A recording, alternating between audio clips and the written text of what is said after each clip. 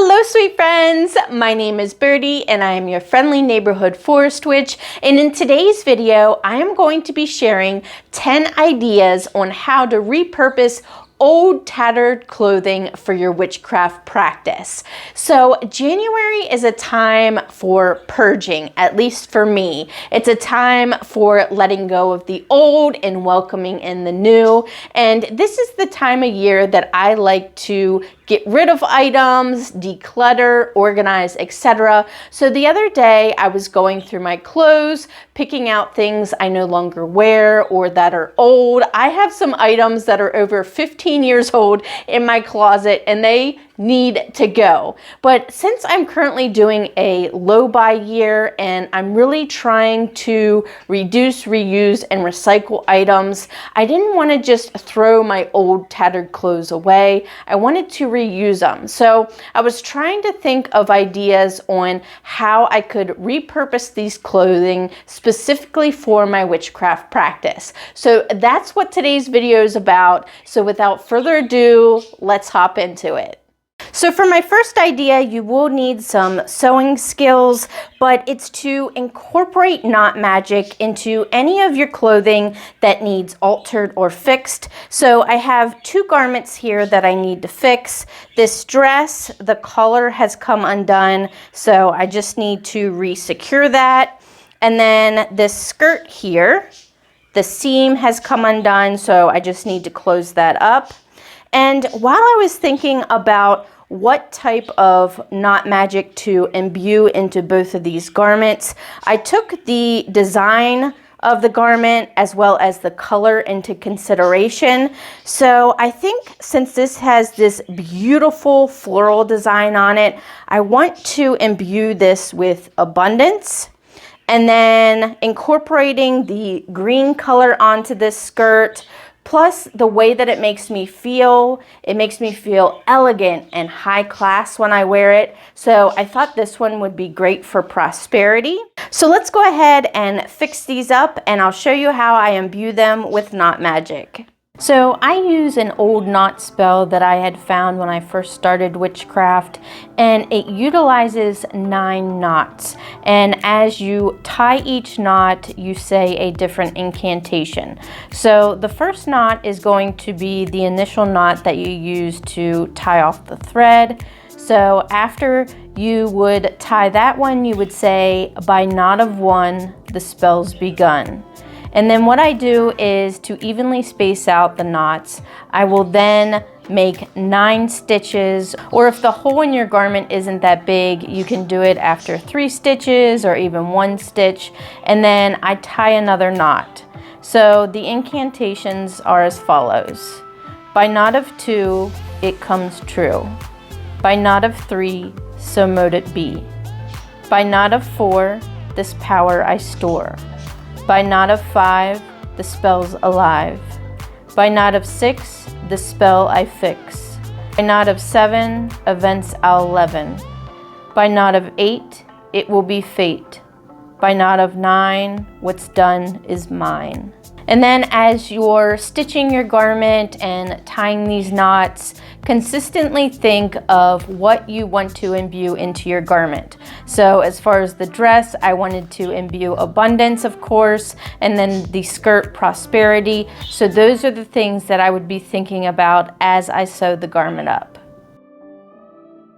And then my second idea is to convert raggedy old clothes that you're about ready to throw away into cute witchy decor. So I've had these pair of shorts for about 15 years now. They're covered in stains and paint, so they will make a great candidate. Instead of throwing them away, I want to convert them into a cute little mushroom garland for the witch's cottage. So you'll need some sort of fabric, and this one is red, so it's going to be perfect for my mushrooms, but of course you can use any color. You'll also need some twine, which will be for the garland part, some embroidery floss, some pearl beads, some sticks. Now, you can definitely just go outside and get a stick and cut it down and use that. But I've had these from Dollar Tree in my stash for a while now, so I wanted to use those up. And then you'll also need something to trace around a 4 to 6 inch circle. So I'm just using this soup bowl here. This is about the size that you need for the mushroom cap. So let's go ahead and get started, and I'll show you how it's done. First, trace around your circle and cut it out. This will be your mushroom cap, so make as many of these circles as you want mushrooms. Personally, I'll be making 5 mushrooms total. Then, after you have all your circles cut out, sew a loop in the middle of each circle. This is going to be used to attach it to the garland. Also, this is the time to put the beads or the dots on top of the mushroom. I'll be sewing some pearl beads on for spots, or you can also use white fabric paint as well. Then sew a running stitch around the edge of each circle. Loosely scrunch the fabric to create a little bowl shape, and then fill it with polyfill, scrap paper, foam, or even plastic bags like I am. And then once they are filled, you can then completely scrunch them up, and I went ahead and just tied a few knots in the thread just to make it more secure. Now, once all your mushroom caps are complete, you can now hot glue the sticks to the bottom of each cap. Finally, to finish the garland, you can now thread the mushrooms through the twine via the loops that you had made. And this is how the mushroom garland turned out. I think it is so cute, and what a great way to repurpose those old tattered clothes that you were going to throw away anyway and turn them into cute little decor for your witch's cottage. Then I'm going to be combining my third idea with my fourth idea, and you'll see why here in a second. But I have this old dress that has multiple tears and holes, and it's just not worth fixing, so I thought I would reuse it to turn it into a beautiful charm bag. So for this charm bag, I'm going to be putting in items for self-love and happiness. So I'll be using some of these rose petals for self-love, as well as this rose quartz. Then I'll also be putting in some orange peel for happiness, some clove essential oil for protection, some dried dandelion that I had dried this past spring, and that's going to be for bravery and courage. And then I'm also going to be hot gluing this cute little robin on there, and robins appear spiritually, reminding us to uncover happiness. So I just thought that would be a really cute touch. And then you'll also need some twine, because for this one I'm going to do a no-sew charm bag. So how that's going to correspond with my fourth idea is I'm going to take a little piece of square from these old shorts, and I like using little pieces of fabric in my charm bags because then I can put my essential oils on there and it won't leak through the charm bag. It'll just go on this little piece of fabric here. So let's go ahead and put all this together and see what it looks like. First, trace a circle approximately 4 to 5 inches in diameter and cut it out. Then cut tiny slits around the outside rim of the circle. This will be where you'll place the twine. Then, before closing up the bag, place your essential oil on a scrap square of fabric and add the rest of your ingredients to the charm bag. Now intertwine the rope in and out of each hole. Finally, scrunch the bag closed by pulling the twine and tie the twine to close the bag. Then add a charm to the outside if you wish and place it in your pocket, under your pillow, or on your altar to work the charm. My fifth idea actually corresponds with a YouTube short that I had posted last year around Beltane, where I had shared a May tree ritual where you take ribbon and you write what you want to manifest on it and then tie it around the branches of a tree, or in this video's case, a house plant. So instead of using ribbon, I thought we could reuse some of these old clothes, cut strips of it, and then write what we want to manifest on these strips, and then tie it around one of our house plants.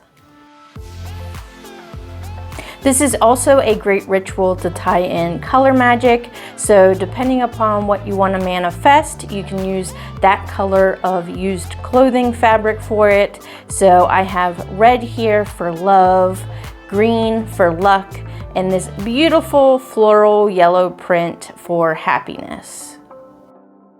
Then once you have the words written out on the strips of fabric, go ahead and tie them around a tree branch or a house plant, but be sure that you tie them loosely because you could damage the plant if you tie them too tight, and then your ritual is complete.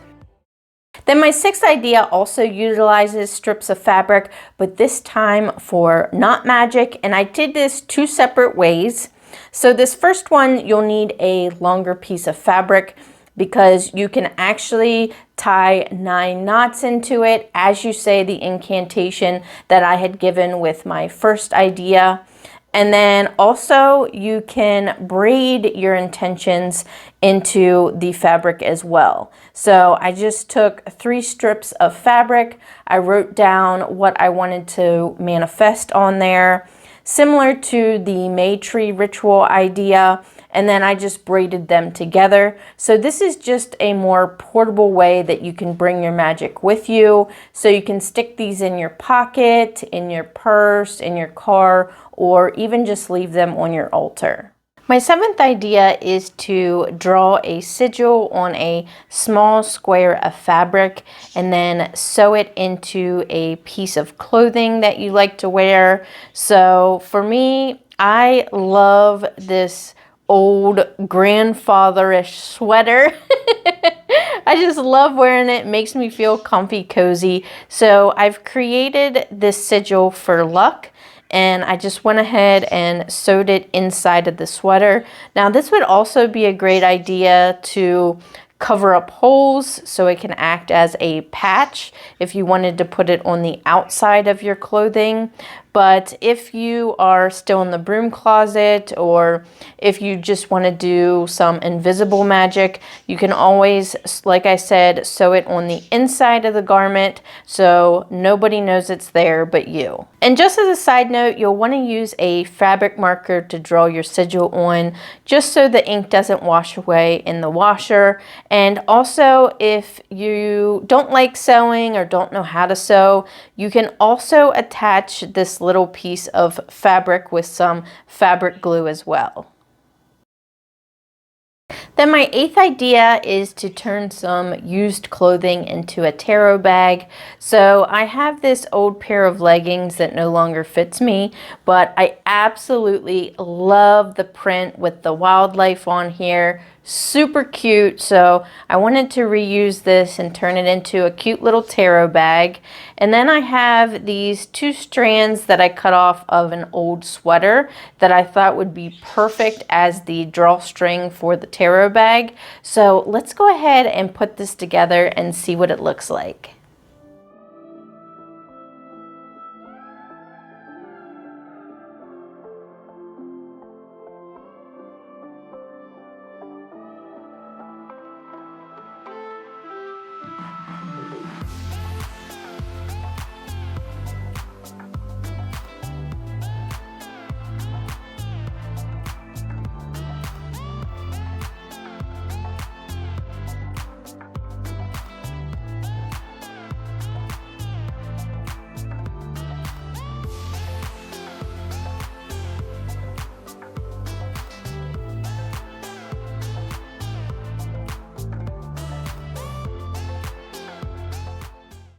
This turned out so stinking cute, and it's the perfect size for my favorite tarot deck, and then you just cinch it like this. Oh my gosh, it's so cute. And like the other ideas, if you don't know how to sew or you'd rather not sew, you can always use fabric glue for these as well. And my ninth idea is to use up old clothing to make poppets. So since Lupercalia is right around the corner, I want to make a love and passion poppet. So let's go ahead and use these old red shorts and do that. First, sketch out a gingerbread shape into your fabric, or you can also use a template for this. If you just Google gingerbread template, several options should come up that you can then print out and trace, but you'll want to cut out 2 of these shapes. Then use a whip stitch to sew the 2 pieces together, but leave an opening for stuffing. And if you can't sew or you don't want to sew, you can also use fabric glue for this.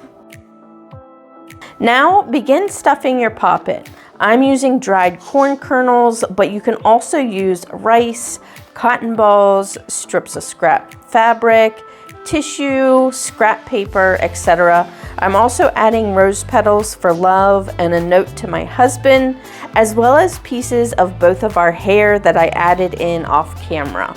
You can also add bodily fluids if you want, like saliva or blood, nail clippings, or a small trinket from that person, or even an item that reminds you of them. Finally, finish sewing the poppet up and place it on your altar to be worked, or somewhere of significance. I'll be placing mine between my husband and I's pillow. And this is how it turned out. I think it is absolutely darling, and I even put a little heart on there. I used some of the strap from the shorts and just cut out a little heart and then sewed it on, and it is so cute. I absolutely love it. And then my 10th and final idea is to make a pendulum board for your travel altar. And initially I wanted to use my Cricut and make it all professional looking, but alas, my Cricut app won't open for some reason. So we are just going to make this by hand.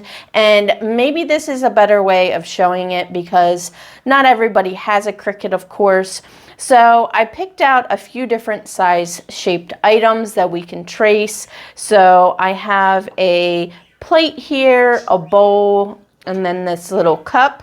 So we're just going to be tracing some circles, and then you'll also need a ruler as well. So let's go ahead and cut out a piece of fabric from these old shorts. I think I'm going to make it probably, let's see, a little bigger than that, so maybe 8 by 8. So I'm going to cut out a square of 8 by 8 from these shorts. So let's go ahead and do that.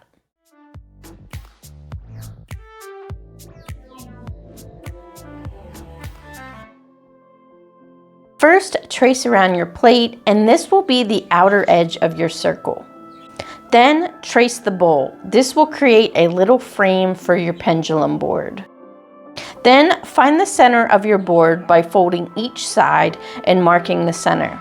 This will give you a guideline for your middle circle. Now trace the cup in the center of your board, and you can leave this circle blank or draw an image, symbol, or sigil. Then use a ruler to create your text blocks and write any text you'd like within them.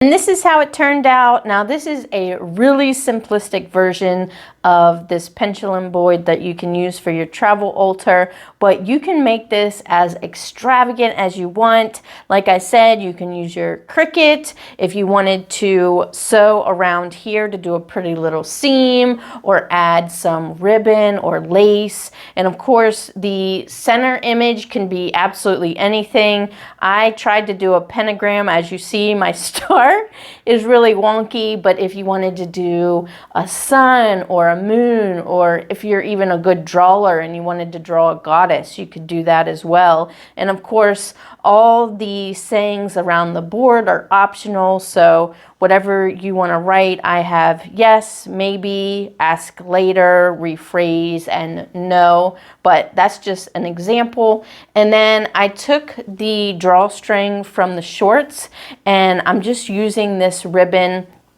to, once I roll the board up like this, then I just tie this ribbon around it, and this is the perfect size and material to take with you on your travel altar, because of course it's, you know, bendable and rollable, so you can just shove it in your bag and take it along with you, and you can even wrap your pendulum up inside the board as well. I hope you all enjoyed this video and maybe got some ideas on how you can use your old tattered clothing for your witchcraft practice. Now, these aren't the only 10 ideas that you can do, of course, so if you have some ideas, please share them with us down in the comments. I would love some more ideas on how I can use my old clothing for my witchcraft practice. But thank you all so much for watching this video. Be sure to like and subscribe, and I'll see you in the next one. Thanks, friends. Bye.